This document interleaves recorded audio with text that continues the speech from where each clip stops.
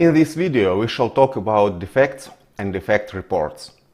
We shall start with the definition in the graphical form. Each time we are working with application or we are executing some test case and so on, we are expecting something, and the application somehow behaves. If the actual and the expected results are the same, that's good. But if that expected result and that actual result somehow differs, that's when we are speaking that we've detected a defect. Here is more official and formal definition of what a defect is.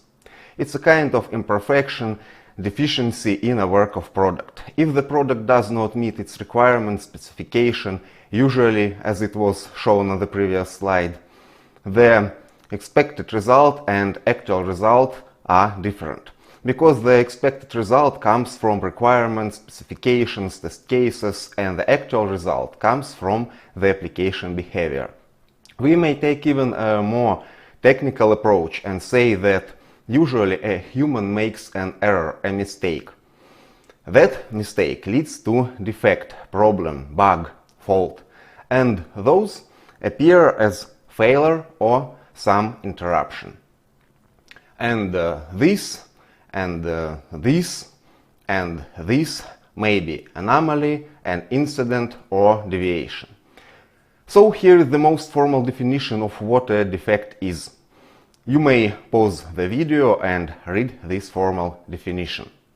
But once again, remember what was shown on the previous slide. The main idea. We see a defect when the expected result and the actual result are different. When we find a defect, we create a defect report, such a document about that defect and its details. So, a defect report, first of all, describes the issue in details. The more details, the better. Consequently, it has to provide all necessary data. Nothing should be omitted because we have to know how to reproduce and fix the defect. The defect report should state the severity and the priority of the issue. And in ideal situation, it should help the developer or any other colleague to fix the issue. Because this is really important, let's review it again. Bad defect report lacks some significant details. So it takes time to understand, to find out what's happening here, and sometimes it forces the developer to redo tester's work. But with good defect reports, all the data is provided, it's easy and obvious and facilitates quick and easy solutions.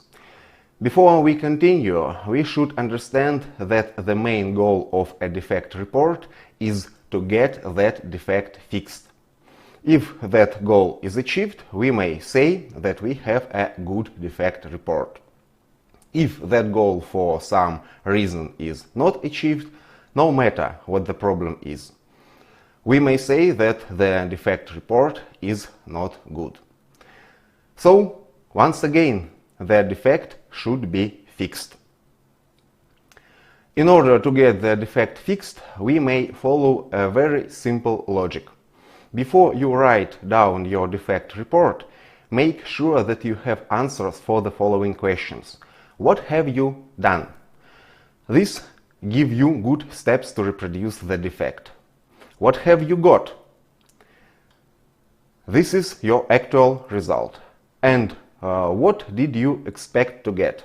That's the expected result. Once you have answers for these three questions, you have a chance to write down good defect report. If you do not have the answers, the chance is extremely poor. And the last thing we review in this video is the defect report lifecycle. We shall start with another disclaimer here. On this slide and the next slide, there are most common and universal stages, because in each and every bug tracking system, you may see some specifics, some alternations to this chart, and that's absolutely okay. We are only speaking about the most universal stages. And so how it looks. First of all, a defect report is submitted to some bug tracking system.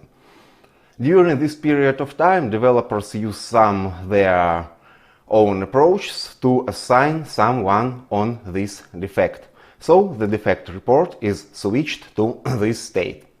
Then during this time, the developer performs some actions. And when he thinks that everything's okay, he switches the defect report into the fixed state. During this time, the tester, usually that one who has submitted the defect, tests if the defect is really fixed. If it's fixed, it should be switched into verified and usually automatically into closed state. Usually in many bug checking systems, these two stages are combined into one. But if for some reason the defect has not disappeared, it may be switched back to reopened stage. Then again, during this time someone is assigned, then he fixes, then the tester verifies and either reopens it or closes it. The other two stages, to be declined and declined, are also usually combined in many bug checking systems into one. Why a defect report may be declined? Because it may be a duplicate for other defect report. Maybe two testers have submitted two reports for the same defect. Or even more, it may be not reproducible for some reason. Maybe some steps to reproduce are poor or missing, or something has changed in the environment, or maybe some details are missing, and so on. But there always should be a reason. No one can decline a defect report without a good reason. And the last stage is deferred. A defect may come to deferred state and return back from almost any other stage. A defect is deferred if for this particular time, we have no intention to waste huge resources on the defect. But in the nearest future, somehow the situation will change. So maybe a specialist will return from the vacation, or some expert will provide us with some data, or something else good will happen.